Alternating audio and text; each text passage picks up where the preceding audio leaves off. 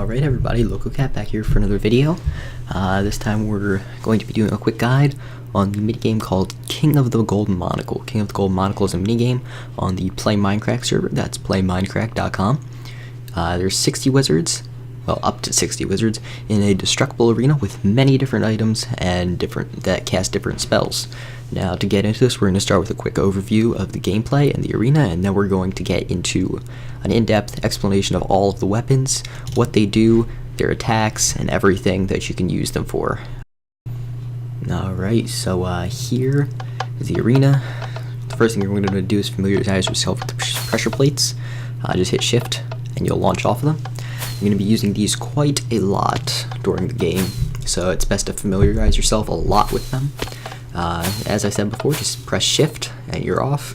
Try to practice a lot with these before the game. You have 180 seconds usually if you join at the beginning of the lobby. If you join halfway through, 90 seconds, 60 seconds, still enough time to mess around with them, figure it out. They're also in the playmindcrack lobby. Again, that's playmindcrack.com to go to the server and connect to King of the Gold Monocle. Now, in a moment here, I'm just going to go up and show you all the entire arena. You can see it's quite large and a whole huge circular shape. There's a center to it, and if I go up here, you can just see all of the buildings and how huge it really is and how long you can take to get all the way around. So this is pretty much the entire arena. That's where you're going to do your battle. It's completely destructible.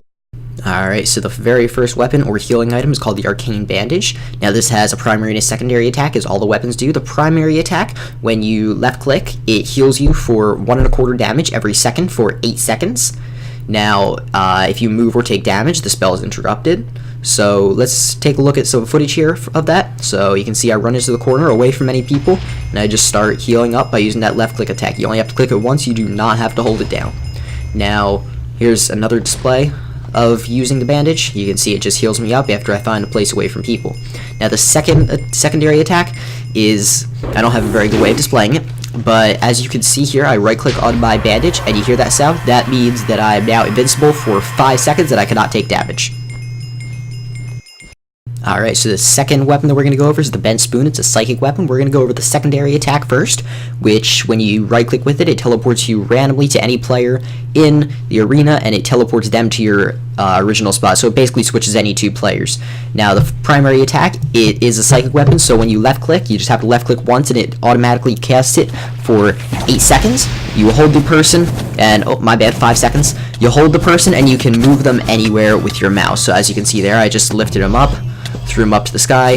There you go, and they take damage too from that, approximately 1 damage per second over that time. And there you can see I just teleported out because I was getting a bit low on health. Now this is one more use. This is a whole battle with another user, with another player using a psychic spoon. You can see I kind of grab him, throw him all the way up at the ceiling. It can go quite high, and there you go. Then you can see me get thrown up real quick.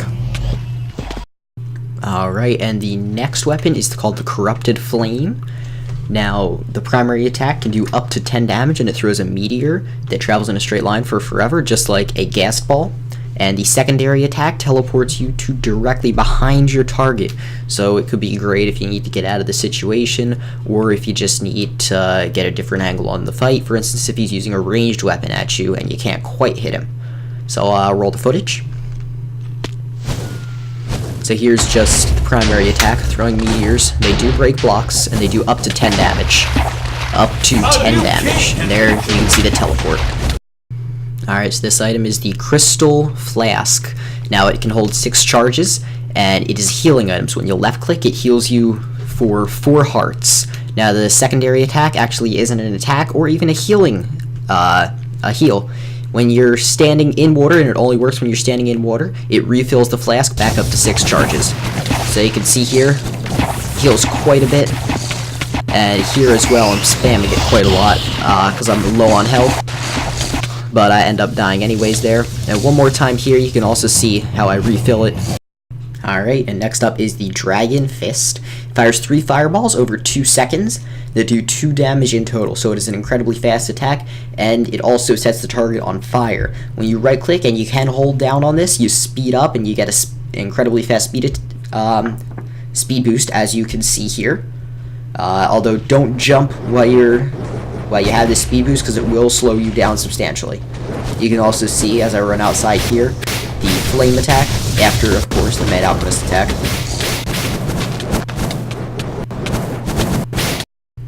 And up next is the Frost King Stone. Now, the Frost King Stone, it has a primary attack that does 1.5 damage per shot. However, you can spam it, so that makes it a lot of a better attack. And the secondary attack fires you backwards while firing a barrage of the primary attack. So in a moment, I'll show you that. Now, this does do very little damage, so make sure that you have a good healing item while you're fighting with this. So you can see here I kind of ambushed a guy right after he finished with a fight with another person. And here you can see the secondary attack fires you back incredibly far. And now we have the Galaxy Orb, a personal favorite of mine. It's an AoE attack, so it's area effect attack. It basically just everything around you and gets knocked back and takes 4 damage over 3 blasts. The secondary attack is a teleport, so right click just teleports you anywhere. It does have a limit though, however large it is, it can teleport you very far. Now here is some footage of it. The best way to use it I will show you in the second clip, but here you go. Here's the first clip. So I'm chasing up behind a person, and I use the teleport there. Not very good, but still. And then this is the best way to use it, nailing somebody up against the wall. And here we have the Healing Yell, one of the best healing items in my opinion. It is left-click spammable every single time. It takes up 1 mana, which regenerates right away, and it heals you for a half a heart, so you can just spam that. The right-click, or the secondary attack, fills up your health bar all the way, although that does have a cooldown. The primary attack is spammable, so I would recommend it when going in to fight in the center, or when just engaging in combat, because that makes things very much easier. Very much easier. Grammar very good. A new king has been selected. There you can just see.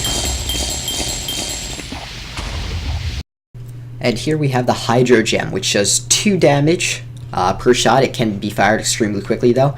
And it fires blue wool, which then turns into water and snares the opponent for a second if it captures them. Otherwise, it just becomes blue wool on the ground. Now, here's a few clips. There you go. You see it's just blue wool unless it hits him, and then it turns into a spout of water that shoots him up. Now, the secondary attack is just a spout of water that shoots you up into the air. Oh, sorry, gotta let this play first. Double kill!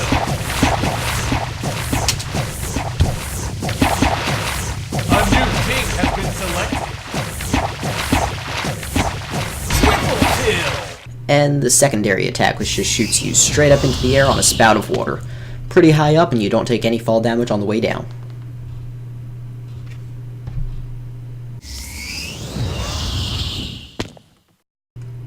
Alright, so the Illusionary Blade is pretty much just your normal sword, except it does 2 damage, which is a lot less than most of the stock Minecraft swords, and it has a right-click ability that is not blocking, but it negates all damage. So while you're holding down right-click, it has purple particle effects around you, you turn invisible, and it negates all damage. So when you're running in using melee, you're probably going to want to hold down right-click because you can left-click, use the primary attack, and hold down right-click, use the secondary attack at the same time. So just notice this here. I drop down, you can see the purple sparkles. There you go. A new king has... Alright, so Lokia's loot, the primary attack does not work at the moment. However, the secondary attack plays a song that puts all players in the area to sleep. If you hear the song that I'll show you in just a moment, you want to get the heck out of there, because you will most likely die. So here's a clip of it. Hear that song? If you hear that song, you get out of there. And next is the Mad Alchemist, as you can see on the screen right here. It's a bright green potion. The primary attack throws the target over your head. It's a melee attack and does 1.5 damage. And the secondary attack lays down a trail of poison behind you that deals 7 damage over 7 seconds. So we can see that here in a moment. Come on. There we go. Run in with the Dragon's Fist and use that. And you can see the same thing again here. Run in, poison everybody. Run out. And here's the melee attack. A new Next up is the Spear of Biddles. Now it has extended reach, so it's a lot longer than the Illusionary Blade or any other sword or melee weapon. It does 2 damage, so after 5 hits they're pretty much dead. And the secondary attack launches you forward, fair ways actually, kind of like the Staff of Permalong. It launches you forwards and upwards. So here's the footage. There you go, you can see that extended reach come into play. And then there's the jump. And the next weapon here is the Staff of Permalong. It is a water weapon. It fires 4 balls of water that do 1.5 damage in total, and the second attack launches you forwards while you are in the air. It does not work while you're on the ground, unlike the Staff of Biddles. So let's check out the footage real quick, and then move on to the last couple. There you go. Fires 4 balls of water per click.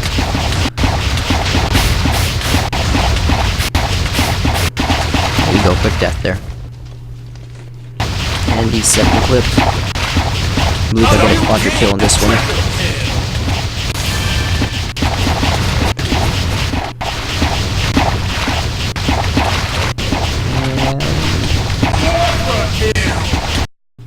Alright, second to last is the Vampire Dagger. It is a standard sword. The secondary attack turns you into a bat and allows you to fly around for several seconds. And the primary attack is a simple thwack thwack. It steals your opponent's life. It does a 1.5 damage leech attack that transfers that back to you. So you can see it in action here. A new king!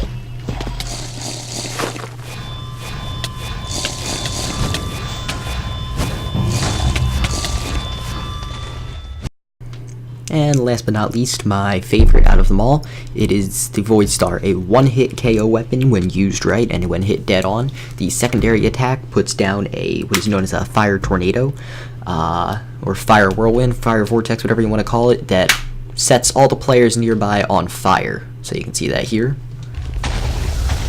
Well, we're going to showcase the primary attack first. You can see it fires a nether portal that blows up. And there's the secondary attack. Now you can see in a moment, they're going to walk inside. There you go, they get set on fire as soon as they walk near it. And again. And there you go, that's a full guide to every single weapon in the Golden Monocle. Remember, you can play the Golden Monocle on playmindcrack at playmindcrack.com. It is a website and an IP address. So, go there to play the Gold Monocle. You can also become a patron to the Play Minecraft server, support the server, and get some cool new stuff with it. Now, if you like this video, please like, comment, subscribe if you really like it, and check out my other stuff. Thanks so much for watching.